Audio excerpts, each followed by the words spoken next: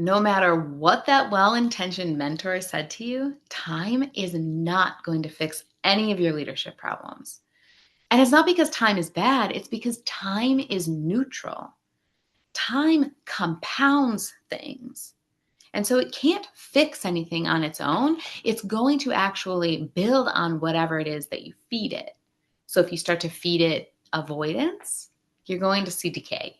If you start to feed it intentional action, that is when you are going to see growth. And most leaders don't realize that they're making a decision between the two. They're choosing avoidance almost as an accidental default because it sounds nice. It sounds encouraging. It sounds kind. And we think that if we're nice, if we're kind, if we show some grace, that we are going to create growth. Because that's when people do their best work, right? Is when we're really nice and supportive and have our arms around them at all times, right? No. There is actually a very specific equation to growth. And I'm going to share that with you later on in this video. But first, I want to cover some examples so that you can spot avoidance before it happens to you in your organization. So first, he came up with a member of our most recent cohort that ended. He would say all the time in class, "We'll figure it out." Every time the activity wasn't going the way he wanted it to go, every time people would get frustrated by something they were learning and having to apply in and out of class, he would just come back with, "We'll figure it out." And he was trying to be encouraging, right? He was trying to support his fellow classmates, but he said it so frequently that I pushed him on it a little bit. And I said, "How often do you think you say that at work?" He sheepishly admitted that it was probably weekly, if not daily, that it was just rolling off of his tongue. And anytime something would break, anytime there was a system problem or a missed target or a messy workflow, he would just come back with, "Well, we'll figure it out." And in the moment, he wanted to sound steady for his team. He wanted to sound optimistic. He wanted to sound supportive. So, for example, he was getting all kinds of complaints about certain members of the team that weren't following the data entry process fully. They were doing part of it, but they weren't doing the whole thing. So he came back with his common phrase, right? "We'll figure it out." But he didn't do anything. Nothing actually followed that phrase. There was no next step for how those people could move forward. There was no ownership for what he was going to do himself. There was no standard review of, is this more efficient to skip the process, or are those people truly making a mistake? So what could have been a simple conversation, right? Or a simple reflection even for himself. At most, maybe a retraining for the people who are involved, in that instance actually turned into a month-long project to clean up all of the errors that these three people had created while he was, figuring it out. It felt good in the moment for him to share and reassure his team that we would have it in hand, right? We will figure this out. But those assumptions were actually creating more work in the end for him and for everybody on that team. That phrase was like noticing a slow leak under your sink, right? And then putting a towel under it. We'll figure this out, right? We're going to stop the leak eventually, but first let's just put this Band-Aid on it. Let's just make sure everybody feels better. We'll put the towel down to absorb all of the water. The towel makes you feel good and proactive and like you have it all in hand. But the problem is that wood underneath, that cabinetry that you have, that's still rotting. That's still absorbing all of the water that's soaking through that towel. And that is exactly what happened to him and his team. Now, here's what's interesting. It doesn't just apply to leaders trying to make their entire team feel good and like they have it all together. Sometimes this kindness, this avoidance comes out for one specific person who's trying to grow themselves. And I know because I have been that person before. Years ago, I was up for this promotion that I really wanted. I didn't get it. And the thing was, I knew who had all applied. I knew who got the job. I would be working with them directly. And I knew that I was actually the best candidate for the job. I had trained on the process that everybody on that team used. I had great rapport with the team that I would have been managing and with all of those would-be peers that I unfortunately wasn't going to get to work with now. And I was excelling in the role that I was in, right? That's the trifecta. Do we have the camaraderie that we need? Do we have the rapport that we need? Are we excelling in the work that we're doing today that would show us that we can move up and we're ready for more responsibility? And do we know enough about the actual work to be able to lead it? I checked all of the boxes on that typical hiring list, and still that job went to someone else. Now, I am self aware enough to know that I have blind spots, right? I wasn't so arrogant as to be angry that I didn't get this job. Maybe I was a little bit bummed that I didn't get the job that I really wanted. But what was more important to me was that I would be ready the next time. I wanted that growth. So I specifically set up a meeting with that hiring manager to ask about what I should improve.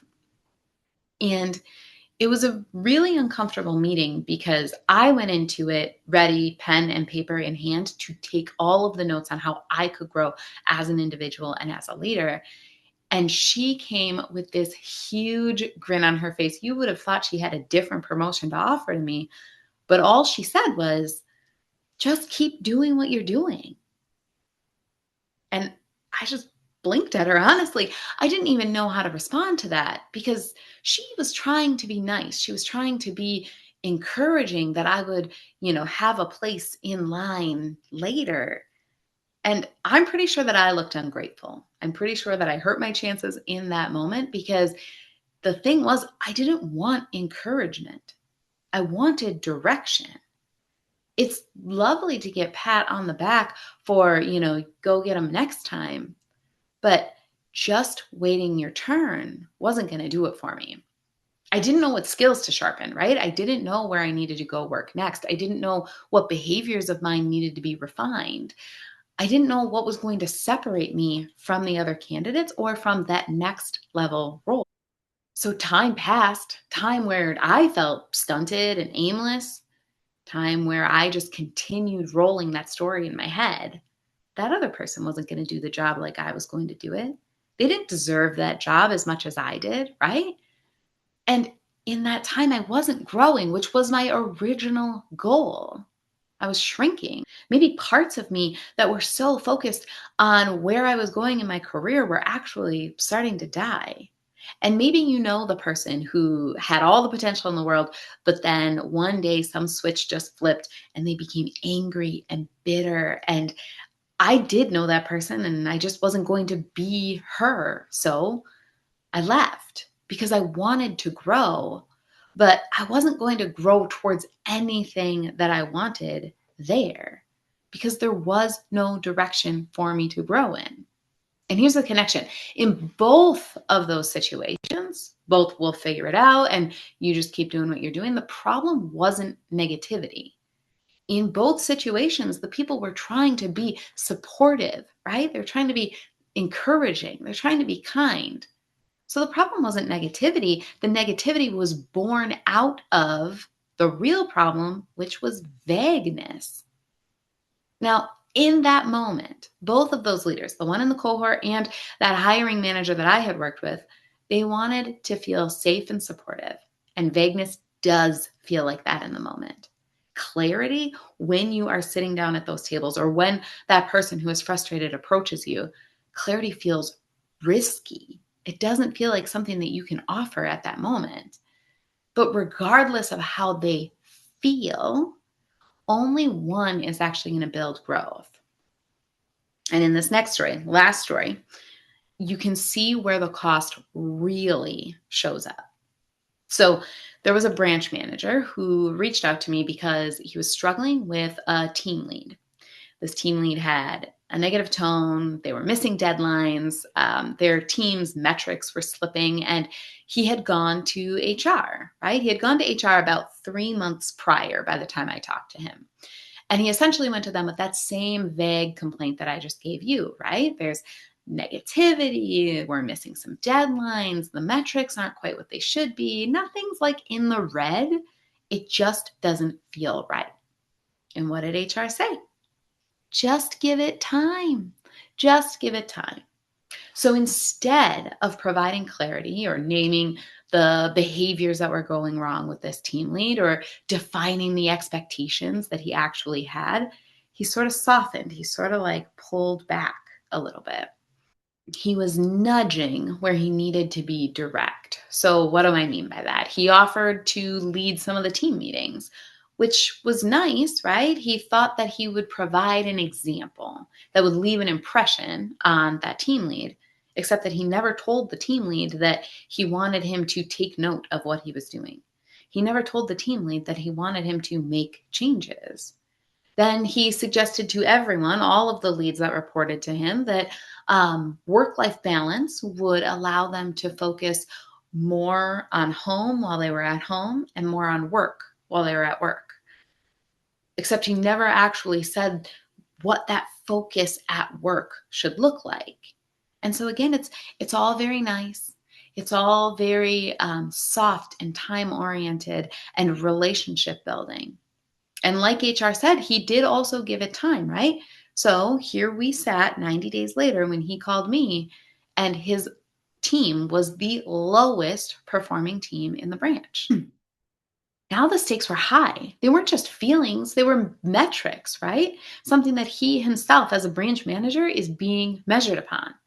They were team morale, which equates to engagement of his staff, which equates to turnover rates if you give it enough time, and credibility. So, how he was able to relate to the team and if he was a strong enough leader to get them through some sort of downturn, some sort of difficult time, all of those situations that you're practicing on. And here's the through line for all three of these stories. In every case, time and kindness were used as a substitute for clarity.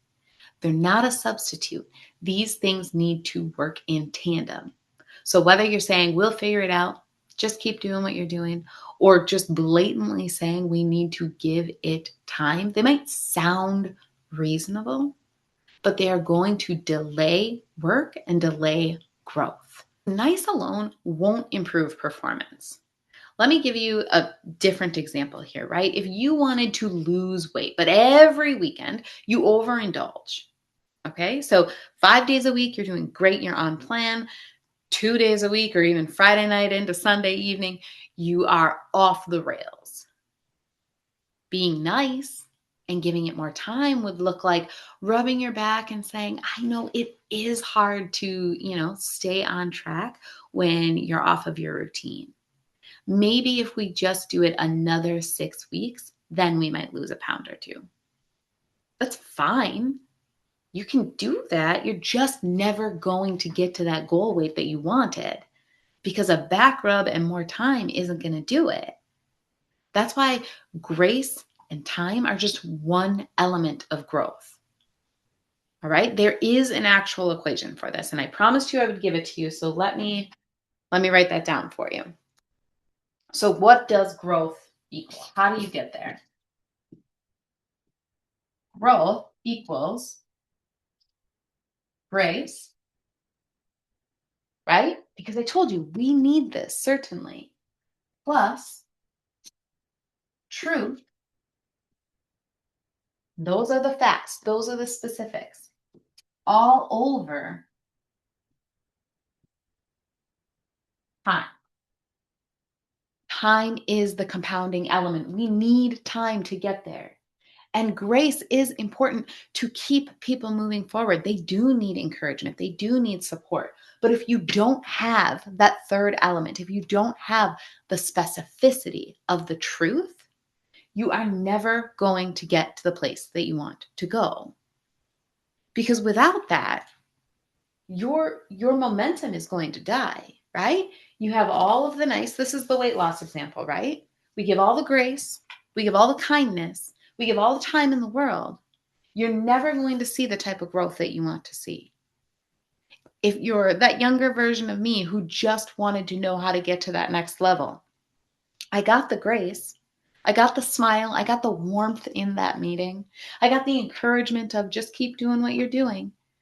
And the time element, that was boundless. I had no idea how long I would be just doing what I was doing. I got no truth about what it was that kept me in my spot and had that other person moving into theirs.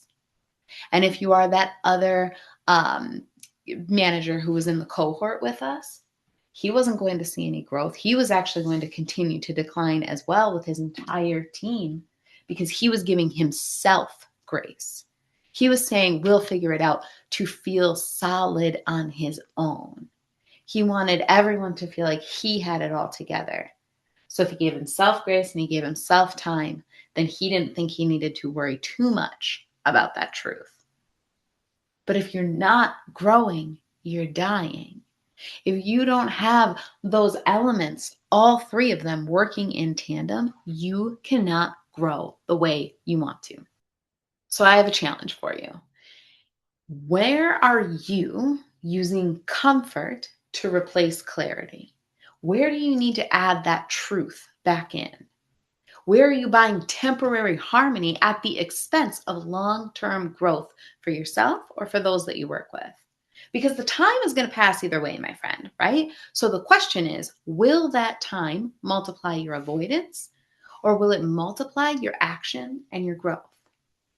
Now, if you want to see what focused, intentional growth could look like in your leadership, if you're ready to replace all of this vague, squishy encouragement that is eating up your time and costing you more in the long run, and you want strategic clarity that can advance the ball for you and your team, then I need you to click the link below and let's get clear on what that next level actually requires of you and build the skills to earn respect from your team and your boss. Because growth, it doesn't just happen because the time passes. I hope you have seen that so far in this video. It happens because you decide to lead it. And if you want more leadership reframes like this one with tactical changes that you can put in place now, then hit subscribe and never miss a video. All right, have a great day.